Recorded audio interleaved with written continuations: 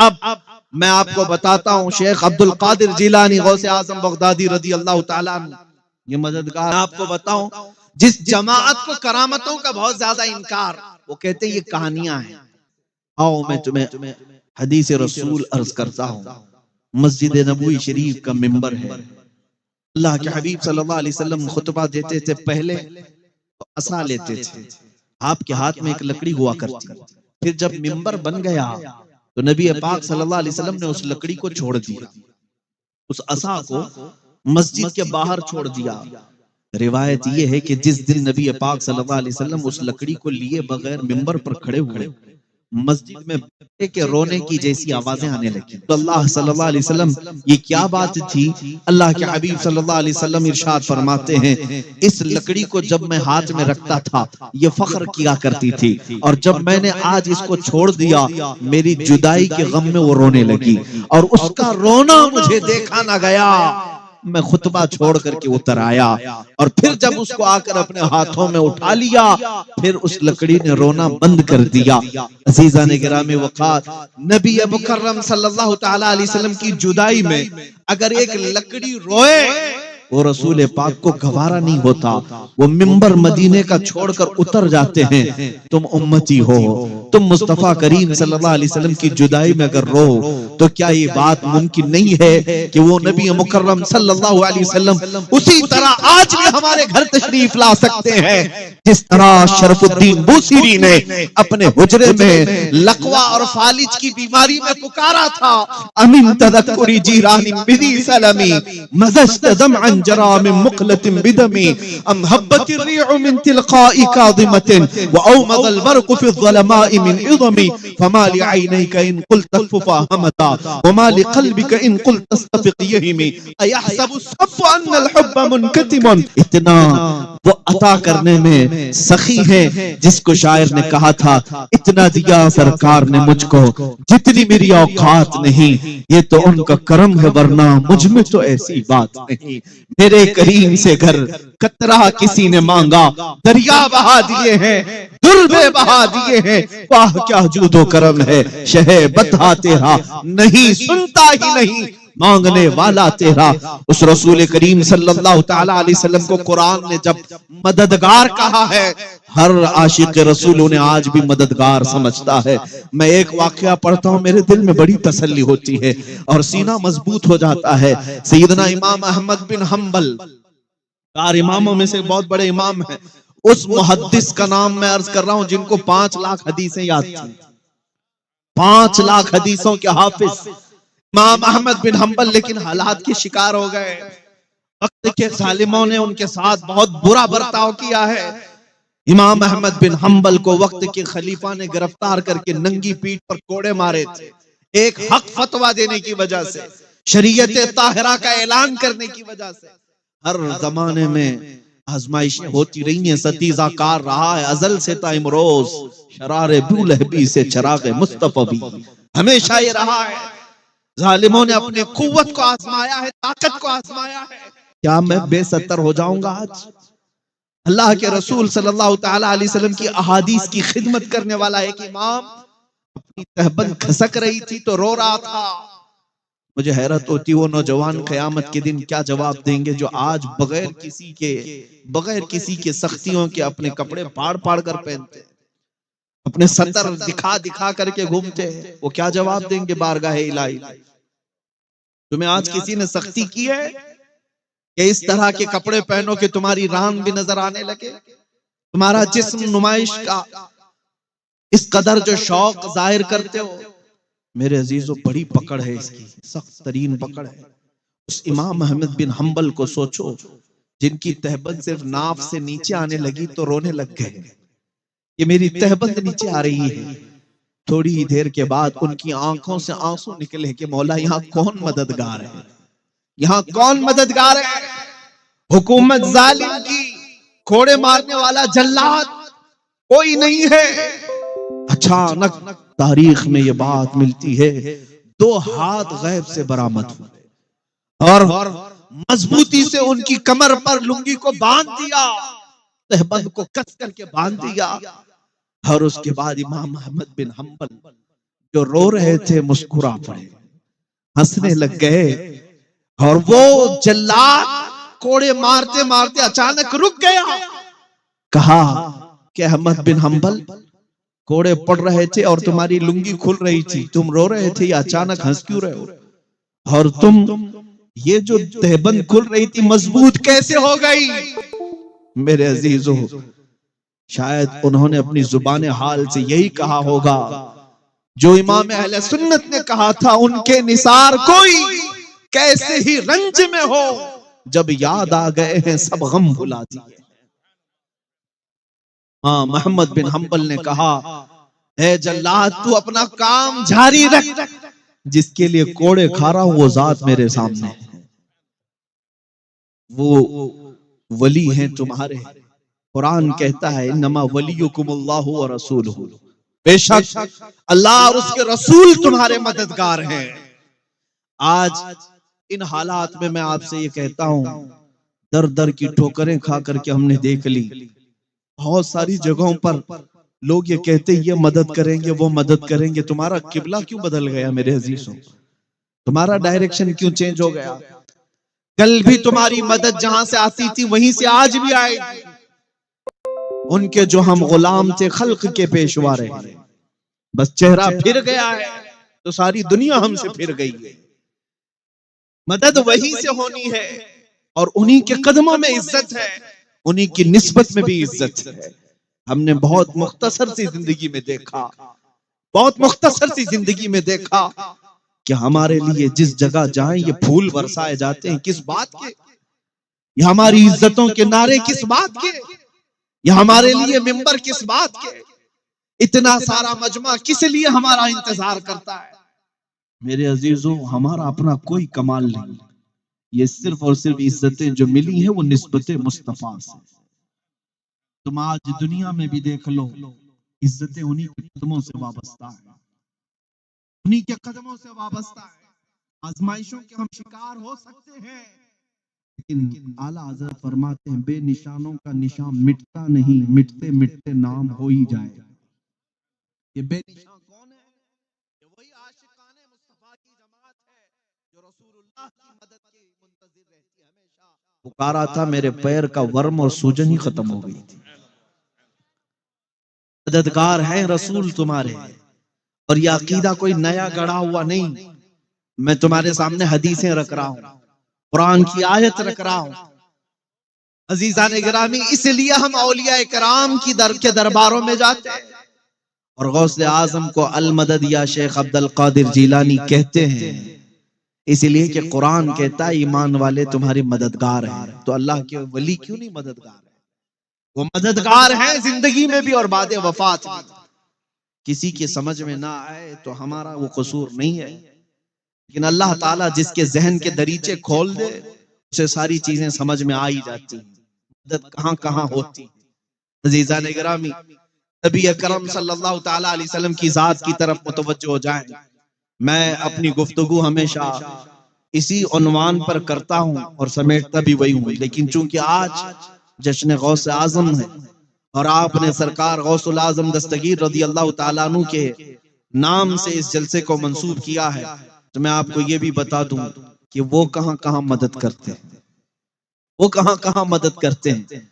तुम्हें पता है, मैंने एक मुताले में देखा, आज साइंस की दुनिया जिसको अपना किबला व काबा समझती हो, और साइंसदान, मशहूर साइंसदान आइंस्टाइन, और उसने ये लिखा है कि दुनिया का किनारा ये तो नजर आ जाए, लेकिन पूरी कायनात का किनारा कहां है या कायनात में वुसाअत कितनी है ये पता करने के लिए उसने कहा कि 2 करोड़ नूरी साल लगेंगे। 2 करोड़ नूरी साल। आपको पता है नूरी साल किसको कहते हैं? नूरी साल, नूरी साल की रफ्तार अलग है और हमारे ये शब रोज की रफ्तार अलग है। हम सुबह सूरज निकलने पर और शाम को डूबने पर एक दिन शुमार करते हैं, नूरी साल में ये नहीं। नूरी साल में 1 मिनट में 80 लाख किलोमीटर का सफर हो सकता है। एक मिनट में इस तरह के 2 करोड़ साल लग जाएं कायनात की वसाअत को पहचानने के लिए। ये जो साइंस की दुनिया में रहते हैं और सुबह शाम उनकी उसी लेबोरेटरी में होती है, उनकी बात मैं कर रहा हूं। 2 करोड़ नूरी साल उन्हें लग जाएंगे। शहंशाह बगदाद ये कहते हैं, नजर तो इला बिलादिल्लाहि जमअन का खरदलतिन अला हुक्म इत्तिसाली। मैं पूरी कायनात को, अल्लाह के शहरों को ऐसे देखता हूं जैसे अपने हथेली में राई के दाने को देखता हूं।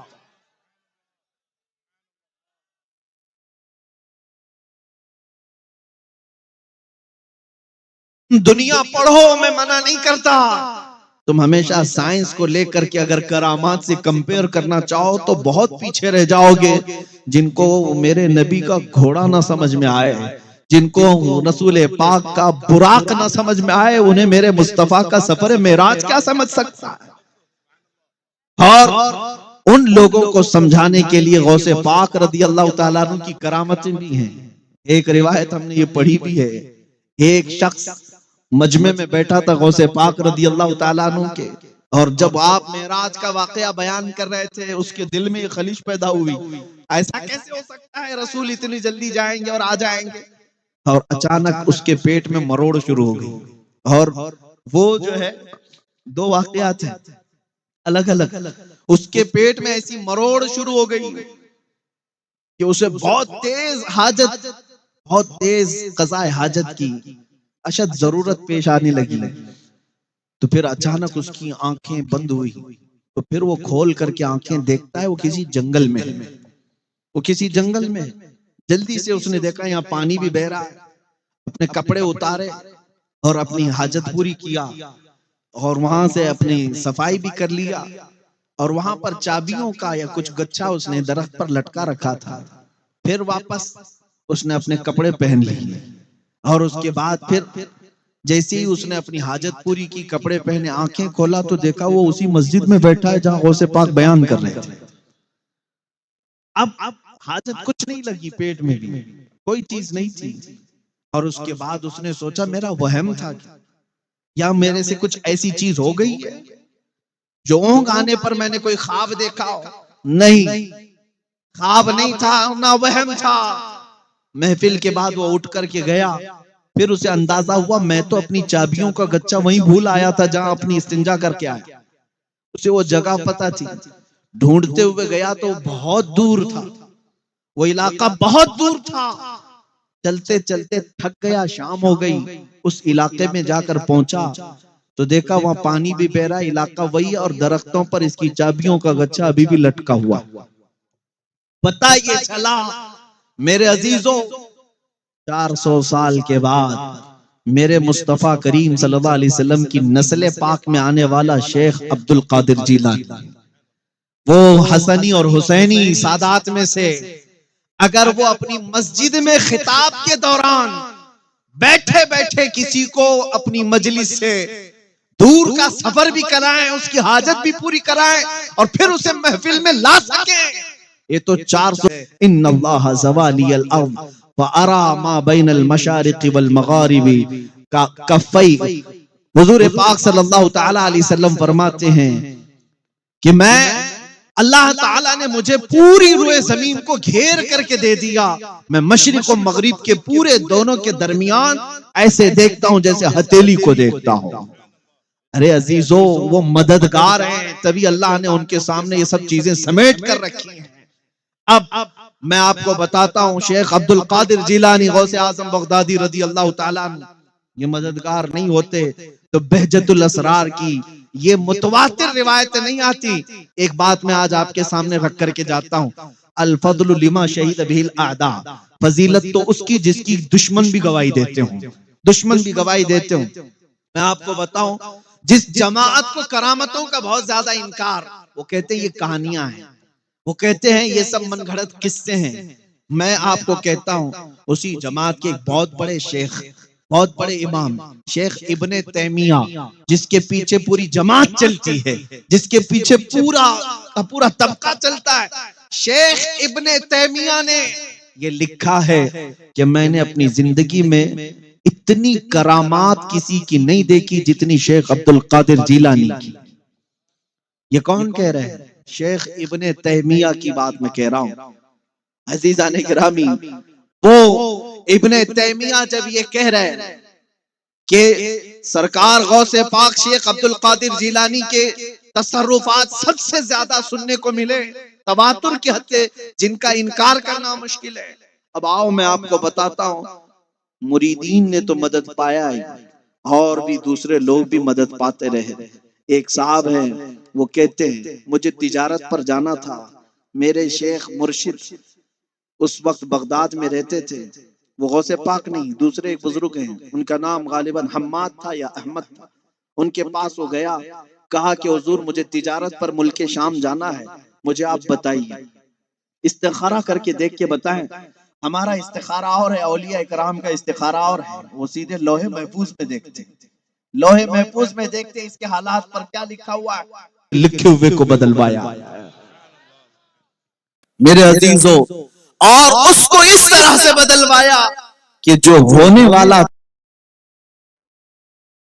की बात पर उसको हकीकत से ख्वाब में बदल करके पेश कर दिया। जो होना था वो,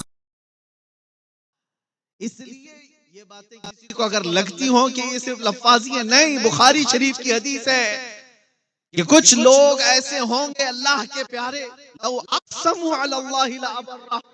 बुखारी शरीफ में है, अगर वो अल्लाह को किसी बात की कसम दे दें, अल्लाह वो बात पूरी कर देता है। ये कौन लोग हैं जो अपना सब कुछ अल्लाह के लिए फना कर दें? मेरे अजीजों, हमारे और तुम्हारे चाहने से अगर कुछ नहीं होता तो अपने अक्लों पर कयास मत करो कि हम भी बहुत दुआ करते हैं, हमारे से तो कुछ चलता नहीं। वो शेख अब्दुल कादिर की बात कर रहा हूं जो 40 साल जंगलों में इबादत करते रहे, जिन्होंने खाने की तरफ ख्वाहिश नहीं की, जिन्होंने कभी अपने दुनियावी मस्कन की ख्वाहिश नहीं की, लज़्ज़ात की ख्वाहिश नहीं की। एक अंगूर के दाने से सहरी करना, आधे गिलास पानी से इफ्तार करना, बरसों इस पर गुजारा, इबादतें की, और उसके बाद जब वो आए, अल्लाह करीम ने बेपनाह तसर्रुफात उन्हें अता किया। मिटा दो अपनी हस्ती को अगर कुछ मर्तबा चाहो, कि दाना खाक में मिलकर गुले गुलजार बनता है। औलिया इकराम अपनी हस्तियां अल्लाह करीम की याद में फना करते हैं, फिर अल्लाह उन्हें मददगार बनाता है। फिर इतना ही नहीं कि वो अपनी जिंदगी में मदद करते हैं, बल्कि बातें वफात भी मदद किया करते हैं। अल्लाह ताला उनके तसर्रुफात को कायम रखता है। बाओ मेरे अजीजों, जब ये मेरी गुफ्तगू का खुलासा तुमने सुन लिया है, तो अब मैं अपने गुफ्तगू के इख्तिताम पर आता हूँ। आज के हालात में मैं आपसे ये पूछना चाहता हूँ, मुझे बताओ, क्या ये नारा बिल्कुल सही नहीं है? क्या ये नारा बिल्कुल सही नहीं है जो हमारे बुजुर्गों ने हमें दिया था? किसी की जय विजय क्यों पुकारे, क्या गरज हमको? किसी की जय विजय क्यों पुकारे, क्या गरज हमको? हमें काफी है सैयद अपना नारा या रसूल अल्लाह, हमें काफी है सैयद अपना नारा या रसूल अल्लाह। हम रसूलुल्लाह के, जन्नत रसूलुल्लाह की। और जो भौंकते हैं उन से भी मैं कहता हूं, तुम्हें मेरे रसूल समझ में नहीं आएंगे, देखनी है हश्र में इज्जत रसूलुल्लाह की। और अजीजान गिरामी, मैं आपसे मुखातिब हूं, मेरे नौजवानों से, कौम के गयूर अफराद से, कि तुम्हें दुनिया ने किस तरह के माहौल में जकड़ दिया है, तुम सुबह और शाम किस तरह की गुजार रहे हो। आज तुम्हारे चेहरों से वो सारा गाजा क्यों छिन गया है? तुम्हारे चेहरों की लाली क्यों खत्म हो गई? जिसको देख करके दुनिया हैबत ज़दा रहती थी, किसी और बात से नहीं डरती दुनिया तुमसे। कान खोल करके सुन लो, ताकतें जमा करना है जमा कर लो, तुम फौज जमा करना है जमा कर लो। मैं ये खुल करके कहता हूँ, चाहे कितनी भी तंजीमें हो, चाहे कितनी भी तुम ताकत प्रदर्शन कर लो, शक्ति प्रदर्शन कर लो, मेरा ये मानना है ताकत और कुव्वत से तुम दुनिया को नहीं डरा सकते। दुनिया खौफजदा हर जमाने में रही है, तो इश्क मुस्तफा से खौफजदा रही है। इसी को अंग्रेज ने कहा था, ये फाका कश मौत से डरता नहीं, जरा रूह मोहम्मदी इसके बदन से निकाल दो। दुनिया आज भी इसी के दर पे है। इनके पास जो आखिरी ताकत आज बची है, वो मुस्तफा करीम की मोहब्बत है, इश्क मुस्तफा की दौलत है, उनकी निस्बत है। आखिरी दौलत इनके पास बची है, ये खत्म कर दिया जाए तो ये जिंदा लाशें हैं, ये जिंदा लाशें कुछ नहीं कर सकेंगे। इसलिए मैं इस पर फोकस करता हूँ हर बार मैं इस बात की तरफ तवज्जो दिलाता हूँ मेरे अजीज बच्चों को, नौजवानों को। कुछ अभी बिगड़ा नहीं है, कुछ अभी बहुत देर नहीं हुई है, सवेरा है, अंधेरा इतना नहीं हुआ है जितना के लोग हमें कहते हैं। मैं तुम्हें एक बात बता दूं, जो लोग ये रोना रो रहे हैं कि हम बिछड़ गए, ठीक है, उन्होंने हमारे जाहिरी हालात देखे। हाँ, मैं मानता हूं कि नशा बहुत बढ़ गया हम में, और अनएजुकेटेड लोग बहुत ज्यादा हो गए, जिहालत हमारे यहाँ बढ़ गई है, बेहयाइयां बढ़ गई हैं, झगड़े फसादात बढ़ गए हैं, गुंडागर्दियां बढ़ गई हैं, बहुत सारी बुराइयां आ गई। ये ठीक है, मैं मानता हूं हमारे मोहल्ले बिखरे हुए हैं, इख्तिलाफात में हैं, और उसके अलावा ये भी मैं मानता हूं ताकत और कुव्वत में कुछ भी नहीं है, जीरो है। यहाँ तक कि इनका कोई नुमाइंदा नहीं है, और आगे सियासत में भी नहीं, क़यादत में भी नहीं, हुकूमत में भी नहीं। हमारी बात रखने वाले इल्ला माशाअल्लाह दो चंद के अलावा कोई नहीं। फिर ये सब चीजें होने के बाद कभी तुमने सोचा गौर से, कभी तुमने सोचा इतनी कमजोर कौम ही है अगर ये, इतनी कमजोर कौम ही है अगर ये, तो 24 घंटे ये मीडिया चैनलों में बहस का मुद्दा क्यों बनी रहती है?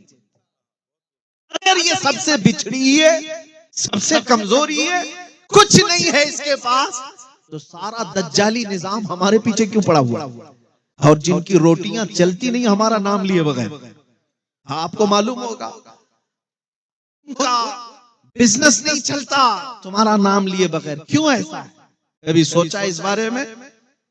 मियां, जो बिछड़ी हुई कौम है, इसके पास एजुकेशन नहीं, हुकूमत नहीं, ताकत नहीं, तंजीम नहीं, सियासत नहीं, कुछ नहीं, इस पर तुम इतने क्यों मुद्दे बनाते हो? सारा का सारा टारगेट तुम्हारे ऊपर क्यों है? कोई चैनल उस वक्त तक ज्यादा चलता नहीं तक वो हो, तुम्हारी टोपी, दाढ़ी, तुम्हारी अजान, बुरके, तुम्हारी मस्जिद के मीनार और गुंबद और कब्रों के बारे में जब तक बात न करे नहीं चलता। क्यों? ये सारी चीजों की तरफ कभी तुम सोचते हो? सब खत्म हो गया है तो क्यों तुम हमारी बहस कर रहे हो? मैं भी यही सोचता हूँ, सब हमारे पास नहीं है तो हमारे मुतालिक क्यों इतने बहस करते हो? और पूरी दुनिया को ये कहते हो इनसे डर लगता है, क्यों? दूसरी कौमों को हमारा नाम लेकर के क्यों डराते हो? फिर बात समझ में आती है। इकबाल ने कहा था, कुछ बात तो है कि मिटती नहीं हस्ती हमारी, कुछ बात तो है कि मिटती नहीं हस्ती हमारी, सदियों रहा है दौरे दुश्मन दौरे ज़मा हमारा। वो कौन सी चीज है जिसको इकबाल कहता है तौहीद की अमानत सीनों में है हमारे, इश्क़े रसूल की अमानत सीनों में है हमारे, आसान नहीं मिटाना नामो निशा हमारा, बातिल से डरने वाले है आसमां नहीं है हम, 100 बार कर चुका है तो इम्तिहान हमारा। आज मैं तुम्हारी अपनी हैसियत और तुम्हारी वैल्यू बताना चाहता हूँ। देर नहीं हुई, बहुत अंधेरा नहीं हुआ, कुछ चीज तो बाकी है तुम्हारे पास, इसकी वजह से तुम बहस का मुद्दा बने हुए हो। वो कौन सी चीज है? वो शायद तुम्हें अंदाजा नहीं लेकिन पूरी दुनिया जानती है। मैं उसकी प्रैक्टिकल मिसाल बताता हूँ। प्रैक्टिकल मैं अक्सर कहता हूं तो कुछ लोगों को डर लगता है, लेकिन मैं खुल करके बात कहता हूं। मैंने अभी अभी करीब में देखा, यूरोप की सरजमीन भी थरथराती थी एक व्हील चेयर पर बैठे हुए माजूर आलिम दीन से। उसका काम क्या था? बहुत दूर, जिसको तुम भिड़ी हुई कौम कहते हो, उसी के चंद लोगों के दरमियान पैरों से माजूर आलिम दीन अगर लब्बैक कहकर पुकारता, तुम्हारे चूल्हे हिलने लग जाते थे। इसलिए कि पता चला ताकत और कुव्वत इस कुर्सी का नाम नहीं, ताकत और कुव्वत तख्त और ताज का नाम नहीं, ताकत और कुव्वत इश्क़ मुस्तफा का नाम है। ये अगर माजूर के सीने में भी आ जाए तो दुनिया उससे हैबत ज़दा होती है, उसके रौब से थरथराती है। और ये चीज तुम्हें अल्लाह ने अता की है, तुम आशिकाने मुस्तफा की जमात हो। जमा करो इस दौलत को वापस, करो इस दौलत को वापस। वो रसूल ही हमारे सब कुछ है, वही हमारे लिए कल भी मददगार थे, आज भी मददगार हैं। हर बच्चे को इतना पढ़ा दो इश्क़ रसूल कि जंगलों की बयाबानों की किसी भी वादी में तुम्हारे बच्चे को तन्हा भी छोड़े। हो सकता है वो हर चीज कर जाए, लेकिन अज़मत रिसालत का सौदा कभी न करने पाए। इतना अपने बच्चों को जरूर बना देना कि बेटा हर चीज का समझौता हो सकता है, मुस्तफा करीम सल्लल्लाहु ताला अलैहि वसल्लम की इज्जत और उनकी नामूस का कोई सौदा नहीं हो सकता। लब्बैक या रसूल अल्लाह, लब्बैक या रसूल अल्लाह, लब्बैक या रसूल अल्लाह। आप बैठे, आप बैठे मेरे अजीजों, मुंबरा की सरजमीन पर। हो सकता है ये तमाम चीजें हैं तुम्हारी आजमाइश के लिए। मैंने झारखंड और बिहार की सरजमीन पर देखा, खिताब के दौरान अल्लाह उन जवानों को सलामत रखे, इतनी तेज बारिश शुरू हो गई थी कि लोगों का खड़ा होना मुश्किल था, मगर बात मेरे मुस्तफा की थी तो सब वहां जमे के जमे रह गए। यहां तक के सच बताऊं, मैंने सिर्फ नबी पाक सल्लल्लाहु अलैहि वसल्लम का नाम लिया और मुझे आज तक इस बात का अंदाजा नहीं हो पाता कि मेरे हाथ में जो माइक था कंटिन्यू उस पर करंट आ रहा था, उसके बावजूद 10 मिनट तक मैं उसको पकड़े कैसा खड़ा रहा। या रसूल अल्लाह, अगर तुम्हारी इनायत ना होती तो हम कुछ भी ना होते। ये सब तुम्हारा करम है आका, के बात अब तक बनी हुई है। ये धमाके, ये आंधियां तुम्हें ऊंचा उड़ाने के लिए आती हैं, ये तुम्हारे प्रैक्टिस के लिए हुआ करते हैं, ये सब तुम्हें रिहर्सल के लिए हुआ करते हैं कि तुम अभी इन आवाजों से न घबराओ, न डरो। इसलिए कि हमारे असलाफ ने हमें क्या दर्स दिया है पता है? टल न सकते थे जंग में अगर अड़ जाते थे, पांव शेरों के मैदान से उखड़ जाते थे, तुझसे सरकश हुआ कोई तो बिगड़ जाते थे। या रसूल अल्लाह, तुझसे सरकश हुआ कोई तो बिगड़ जाते थे। अरे देख क्या चीज है, हम तोप से भी लड़ जाते थे। और फिर जमाने को ये बताऊंगा, ये कह करके बताऊंगा, कुव्वते इश्क से हर पस्त को बाला कर दो, दहर में नामे मोहम्मद से उजाला कर दो। जो मुस्तफा का नाम मिटाने के लिए आए थे, आज उनको दर दर की ठोकरें खाते हुए कुत्तों से ज्यादा जलील हम अपनी आंखों से देख रहे हैं। कहां गया वो राफजी कुत्ता जिसने दीन बदल करके सोचा था कि मुसलमानों में खलबली मचा दूंगा, खलफशार मचा दूंगा, इस्लाम के खिलाफ एक प्रोपेगेंडा शुरू हो जाएगा। क्या कर लिया? किसका बाल हिला सका या किसका पत्ता हिला सका? अज़ीज़ान गिरामी, कुछ नहीं हो सका। घर भी गया, अपना नाम भी गया, निशान भी गया, धर्म भी गया, सब कुछ गया। अब तो हालत ऐसी हो गई, जिनकी धोतियां और जिनके तलवे छाटने के लिए तुम गए थे, वो अब तुम्हें पकाना खिलाना भी पसंद नहीं करते। जिसको कहते धोबी का कुत्ता, न घर का न घाट का। मेरे मुस्तफा को जो छोड़ता है उसके लिए आला हजरत ने कहा है, जो तेरे दर से यार फिरते हैं, या रसूल अल्लाह, जो तेरे दर से यार फिरते हैं, दर बदर यूं ही खार फिरते हैं।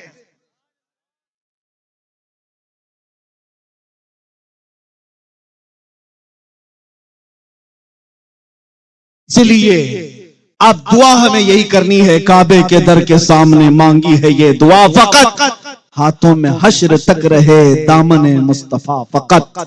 बस ये दुआ करो और इसी पर अल्लाह हमारा खात्मा अता करे। ऐ रब्बे करीम, हमारा खात्मा करीब हो, मदीना हमसे करीब कर दे और नबी पाक सल्लल्लाहु अलैहि वसल्लम की गालियां हमसे करीब कर दे। इसलिए कि हम तमन्ना इतनी करते हैं, मौला दुनिया में तूने बहुत कुछ हमें इनामात दिए, बिन मांगे दौलतें दी हैं, अब हम मांग कर तुझसे ले रहे हैं। जब जिंदगी का इख्तिताम करीब आ जाए, मदीना करीब कर दे, तेरे मुस्तफा के कदम हो और फिर मैं वही मुस्तफा करीम की बारगाह में सलाम पढ़ते पढ़ते सो जाऊं। धूम से जनाजा मदीने में उठे, शहरे मदीना का कफन पहनकर दूल्हा बन करके मेरे मुस्तफा के कदमों में जन्नतुल बकी में सोना नसीब हो जाए। यही असल जिंदगी है। तेरे दामने करम में जिसे नींद आ गई है वो फना ना होगी, उसे जिंदगी मिली है। मेरे मुर्शिद ताजुश शरिया ये फरमा करके गए, जिंदगी ये नहीं है किसी की किसी के लिए, जिंदगी है नबी की नबी के लिए। ना समझ मरते हैं जिंदगी के लिए, जीना मरना है सब कुछ, जीना मरना है सब कुछ, जीना मरना है सब कुछ। तो इस तरह की जिंदगी गुजार करके जाता है, जानते हो किस शान से वो जाता है। तुम भी ये फख्र करके जाओगे दुनिया से, जनाजा जब उठेगा मेरे मुस्तफा की बारगाह में ये आरजू करके जाना, और ये दुआ कबूल होती है, मैं मरूं तो मेरे आका ये मलाइका से कहना, मैं मरूं तो मेरे आका ये मलाइका से कहना, इसे कोई मत जगाना अभी आंख लग गई है, इसे कोई मत जगाना अभी आंख लग गई है। हमने वो जनाजे देखे जिनको करोड़ों लोग कंधा देने के लिए बेताब नजर आते हैं, जिन्होंने मुस्तफा करीम के कदमों में इज्जत ढूंढी। हमने हुजूर ताजुल शरिया का जनाजा भी देखा और फना फिर रसूल खादिम हुसैन का जनाजा भी देखा, जिसके कंधे के लिए हजारों नहीं लाखों लोग बेताब नजर आए। क्यों? आशिक का जनाजा भी जाता है तो धूम से जाता है, वो ये आता हुआ जाता है, दुनिया वालों, ऐ दुनिया वालों, मेरे जनाजे पे रोने वालों, फरेब में हो बगौर देखो, मरा नहीं हो, गमे नबी में लिबास हस्ती बदल गया।